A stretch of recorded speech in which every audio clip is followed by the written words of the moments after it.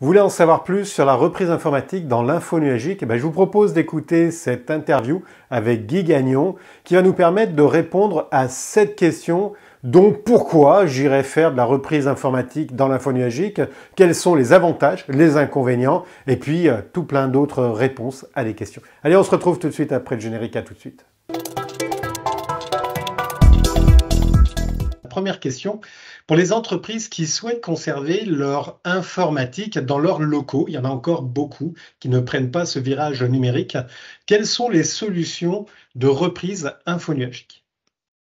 En fait, les solutions de reprise infonuagique sont relativement variées. Il y a des solutions, ça va aller par exemple d'un backup ou d'une sauvegarde locale qui va être copiée dans le cloud ou qui va être répliquée dans le cloud.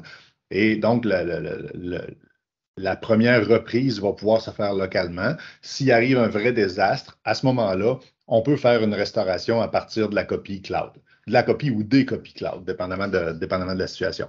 Il existe un niveau plus élevé où là, c'est vraiment du recouvrement en code sinistre. Donc, la donnée est copiée de façon synchrone, pas synchrone, de façon asynchrone, mais à très court délai entre l'environnement local et l'environnement infonuagique.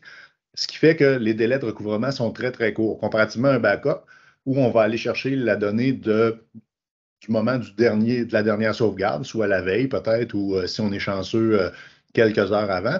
Ben, au niveau des solutions de recouvrement en cas de désastre, on peut aller aussi près que à quelques secondes du désastre.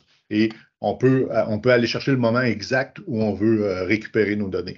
Donc là, après ça, ben, il y a toute la notion de est-ce qu'on fait une reprise dans le cloud? Est-ce qu'on fait une reprise temporaire dans le cloud? Est-ce qu'on fait une reprise permanente? Est-ce qu'on fait une reprise à l'intérieur de nos bureaux? Là, ça dépend du désastre, ça dépend de la planification qui a été faite en amont à l'implantation de ce dossier-là. Mais de façon générale, c'est soit de la sauvegarde avec une image dans le temps qui est sauvegardée ou un journal de transaction où on peut aller au moment précis du désastre et se remettre sur pied juste avant l'occurrence. Ça permet une reprise assez facile. Je vais te poser la question suivante, et puis ça va permettre de compléter. Quels sont les avantages d'avoir une reprise informatique dans l'infonuagique? Parce qu'il y a des avantages, il y a aussi des inconvénients, mais il y a quand même pas mal d'avantages. Ben, le gros avantage, en fait, il y a plusieurs aspects. Il y a des avantages financiers, il y a des avantages opérationnels, il y a des avantages au niveau de la sécurité et de la conformité. Mais dans tous ces aspects-là, le fait de demander à un tiers contractuellement de respecter des engagements de disponibilité du matériel, de disponibilité des ressources, de s'occuper de la sécurité physique des lieux, par exemple, de s'occuper de la gestion de la capacité. Donc, ça permet aux équipes de se concentrer sur l'opération du plan de relève. Quand il arrive quelque chose, comment on répond à l'incident au lieu de travailler sur maintenir l'environnement qui est là en cas de désastre possible. Donc, tout le volet de se dégager de cette gestion-là, le volet de pouvoir, au niveau financier, c'est de pouvoir aligner les coûts avec les besoins aussi, puis de respecter un budget. Dans l'ancien mode où on avait du recouvrement en cas de sinistre local, ben, les gens devaient se bâtir des salles de serveurs, devaient avoir de l'équipement en double pour se prémunir d'une panne ou de situations comme ça. Ben là, on consomme seulement les ressources qu'on a besoin au moment où on en a besoin. Fait que si le désastre ou la période de recouvrement dure une semaine, ben, le client va payer une semaine de consommation de ressources au lieu d'avoir eu un investissement à faire au départ. L'autre volet, au niveau plus opérationnel, c'est la possibilité de pratiquer des événements de désastre. Avec une solution traditionnelle, c'était difficile. Les gens devaient faire soit des arrêts pour une fin de semaine plus longue ou des choses comme ça, simuler une panne et voir comment l'environnement allait se relever. Puis souvent, quand le vrai désastre arrive, ben les processus sont mal arrimés, ça ne fonctionne pas bien, les gens sont mal formés, la documentation n'est pas bonne. Alors que dans une solution de reprise après sinistre infonuagique, ben vous avez la possibilité de tester le plan de relève sans impacter la production. Donc, en pleine semaine, ben on peut dédier une équipe pour tester le plan de relève, redocumenter, reculer, recommencer, puis peaufiner le travail. Puis, ça permet après ça, pour les organisations qui en ont besoin, ben, de valider auprès des assureurs, auprès des organismes de conformité, que le plan de relève il est fonctionnel, qu'il a été testé et qu'il est maîtrisé. Je vais juste rebondir sur la question des assureurs. Il y a beaucoup justement d'assureurs qui demandent aux entreprises où est-ce que vous en êtes au niveau de votre plan de reprise informatique? Il y en a beaucoup. Effectivement, on commence à le voir de plus en plus. Puis, les primes vont être ajustées en fonction de ça. Si on a, par exemple, un plan de relève, en fait, les assureurs vont commencer de plus en plus, on le voit, à tester les réponses que les clients leur donnent. Avant ça, on faisait simplement répondre à un questionnaire, oui, oui, oui. Puis l'assureur revenait en disant, OK, je me fie à tes réponses et je te fais confiance. Maintenant, c'est plus le cas. Ils vont faire des tests. Ils vont revenir avec des trouvailles en disant, ben là, il y a telle situation qu'on a détectée. Tu me l'expliquer ou tu peux-tu l'ajuster? Puis après ça, ben, la proposition d'assurance va venir en fonction des risques qu'eux évaluent. Puis ils vont même jusqu'à, on l'a vu de certains de nos clients, ils vont même jusqu'à refuser l'assurance tant que le client n'a pas résolu ces situations. Sur cet aspect, en effet, des assurances, on s'aperçoit que de plus en plus, elles durcissent et en effet, elles contrôlent ce que disent le côté déclaratif en fait des clients. C'est vrai qu'on a souvent tendance à dire oui, oui, oui, oui, oui, et en fait, c'est pas toujours aussi clair que ça. Allez, une autre question, parce que bon, il y a des avantages, hein, mais j'imagine qu'il y a des difficultés ou alors des inconvénients par rapport à la mise en place d'un plan de reprise informatique dans l'info nuagique. Ben, les difficultés relèvent encore là de plusieurs niveaux. Un, il faut avoir un fournisseur de confiance. Il faut être confiant de la technologie qui est utilisée. Il faut être confiant qui va être là pour nous aider quand on va avoir un problème, parce qu'on le sait, quand il arrive un désastre ou une reprise de sinistre, c'est rarement dans le bon moment. Fait que souvent, on va avoir besoin du fournisseur quand même pour aider, même si, de façon générale, les plateformes sont faites pour être libre-service. La réalité fait que le niveau de stress et tout ça fait que c'est difficilement applicable si ce n'est pas très bien maîtrisé. Mais les inconvénients, c'est aussi dans la planification de tout ça. Parce que, dépendamment du type de désastre, ben, vous pouvez avoir besoin en amont d'avoir eu, par exemple, d'avoir prévu un lien supplémentaire pour aller vers le centre de données, d'avoir prévu un mécanisme d'accès ou de DNS ou de résolution de nom qui va permettre de basculer du site principal au site de relève facilement. Donc, il y a de la planification à faire un peu plus que si on était sur une solution de reprise de désastre traditionnelle. Par contre, ça amène beaucoup plus de flexibilité là, au niveau de la reprise, justement. Puis on pourra en parler un petit peu plus tard. Là, mais... Je vais rebondir sur ce que... En fait, il y avait 5 questions à l'origine, mais du coup, j'en rajoute un petit peu. Tu parlais justement du tiers de confiance, d'un fournisseur de confiance. Comment est-ce qu'on peut se baser justement sur un fournisseur infonuagique pour avoir confiance en lui? Est-ce qu'il y a des normes? Est-ce qu'il y a des certifications? Comment est-ce que ça marche là-dessus pour choisir en fait le bon fournisseur? Bien, généralement, un fournisseur sérieux, vous allez avoir ses critères de sélection de centres de données. Puis, on doit s'assurer que, par exemple, les centres de données sont à une distance raisonnable du centre principal où vous êtes. S'assurer que le centre de données respecte des critères de disponibilité, des critères d'efficacité. S'assurer que le fournisseur infonuagique ou le fabricant infonuagique possède au minimum des certifications de sécurité qui vous conviennent. Ça peut être SOC 2 type 2, ça peut être ISO 27001 et toute la famille ISO 27001 finalement. Là. Mais ça va être de l'information qui va être facilement accessible sur les sites web.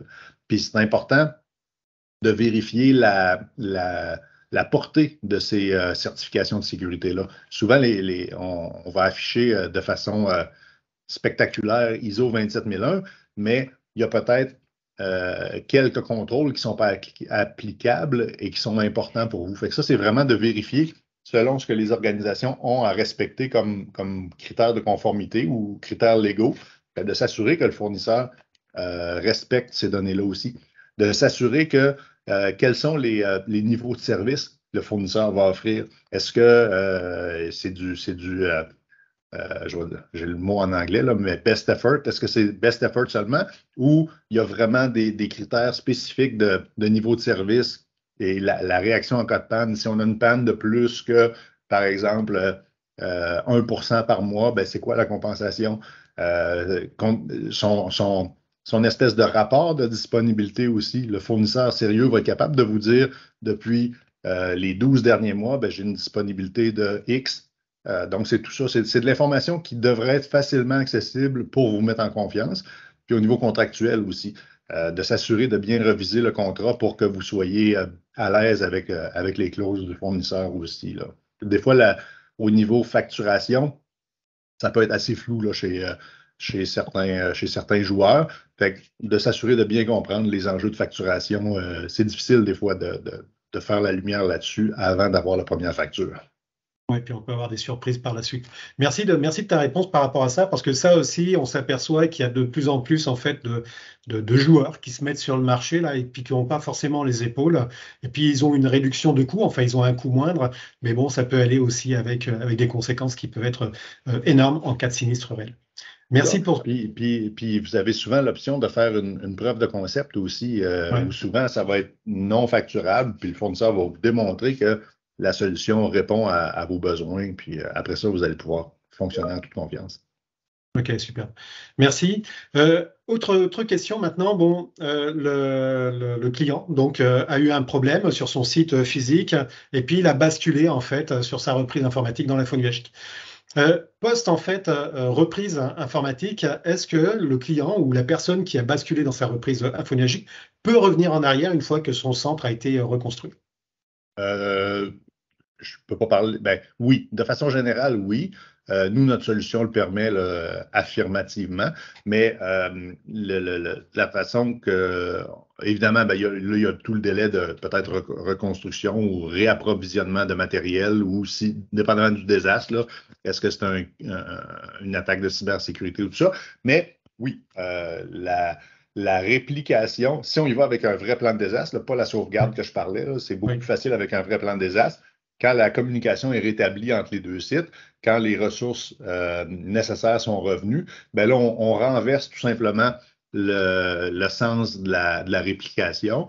Dépendamment de la durée où on est en relève, ben, le temps de renverser les informations vers le site principal peut varier, mais généralement, à l'intérieur de quelques heures à quelques jours, on peut revenir sur site là, sans interruption encore, ou une interruption très, très courte. Quand le basculement arrière se refait, la réplication se fait en arrière-plan, puis au moment où la réplication est complétée, ben, elle va se maintenir. Puis là, ben, vous avez l'option de déterminer le moment où vous voulez faire une coupure de quelques secondes pour redémarrer vos services sur le site local. Tu as beaucoup de clients quand ils basculent justement dans l'info nuagique qui reviennent en arrière ou est-ce qu'ils préfèrent rester en fait dans l'info nuagique?